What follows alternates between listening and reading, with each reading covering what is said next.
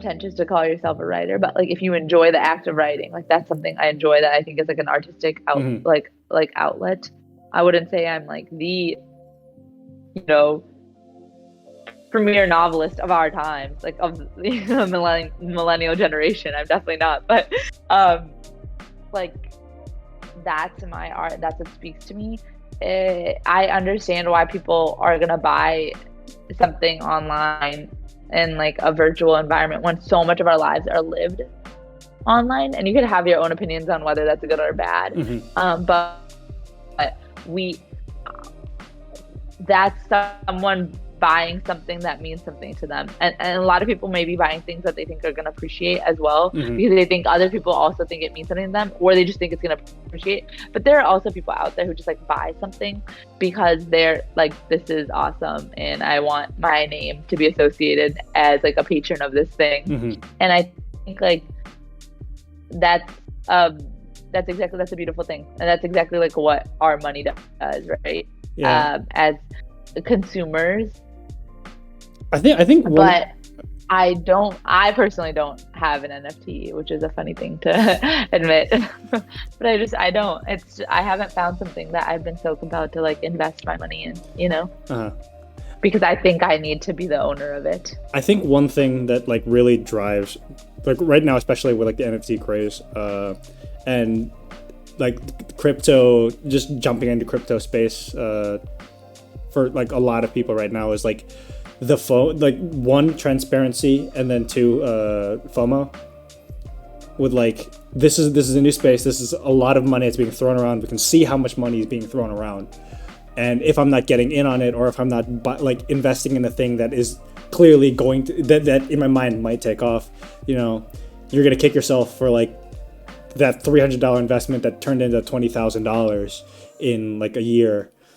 And right now, like a lot of the value being conflated, the value in the artistry is being conflated with the mid to short term value of the technology, but like specifically within the like as an investment asset, as opposed to like, you know, this is an art piece that's beautiful and like worth having. It's like, you know, how quickly can I purchase like a Picasso, but it's not because of the artist, it's because of the space and because of the technology. How much is my little gallery going to be worth in like a year, you know? Yeah, I think that's right. Or that's how I see it. I don't know. I shouldn't put like a right wrong distinction on things necessarily always, but we are free to be wrong on this podcast. Don't worry. I agree with.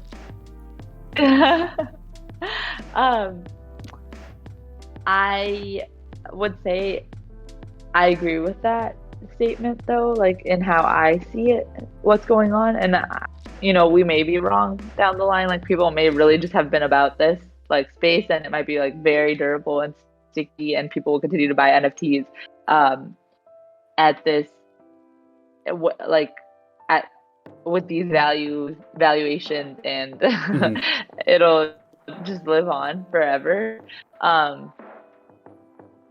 I don't think that's necessarily going to happen, and yeah, I think that's because there are probably enough people out there like me who are like, okay, if I'm buying something, I don't want it to mean something more than just like how much it's going to appreciate in value for me, and maybe this doesn't actually mean that much to them. That being said, there might be like enough people who this, you know, we do live in a virtual, like look at us right now. We are existing mostly in a virtual reality for others. Like when people interact with this, they're going to see us or hear us, and they're not going to physically be in the same place as us. And that's how our ideas are going to translate to them. We are effectively in a 2x1 matrix. So, but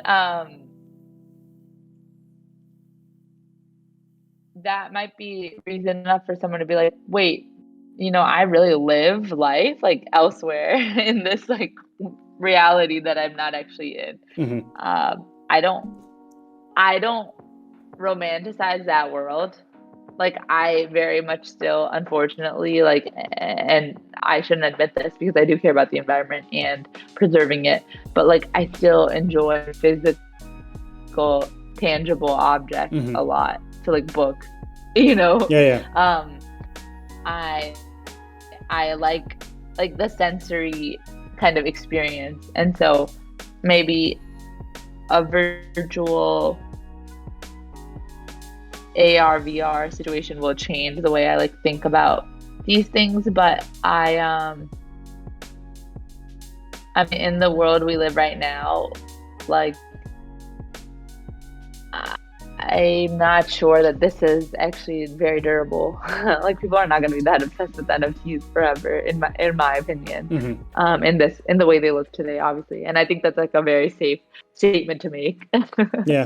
I'm not saying anything profound. I think one of the interesting But things right now, to me at least, for NFTs is that it's kind of like it's it's a more creator. It's very creator centric, as opposed to the platform.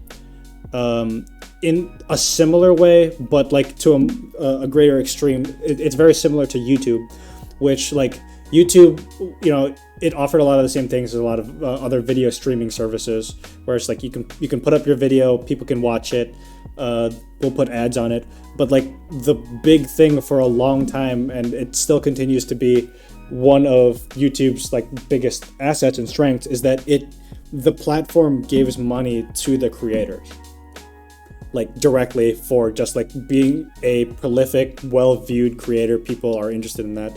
And right now the NFT space is like, if you're a creator, you don't need to like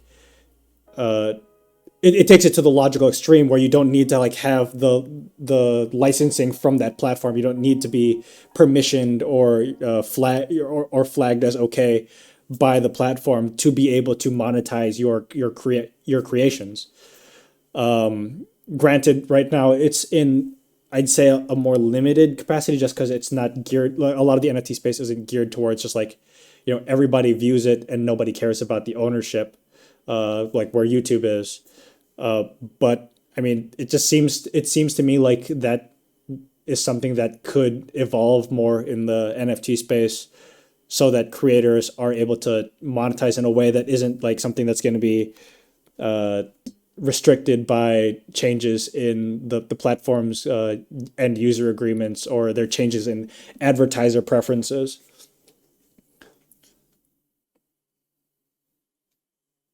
no, yeah, I think that that is definitely something that um that's like there's going to be a dynamic shift in how how we think about like the or how people interact with NFTs, and that's going to come with exactly that. Like the people are going to just, I think, have a lot of um uh, I think they're just going to get lethargic of like what this is, and just get tired of having to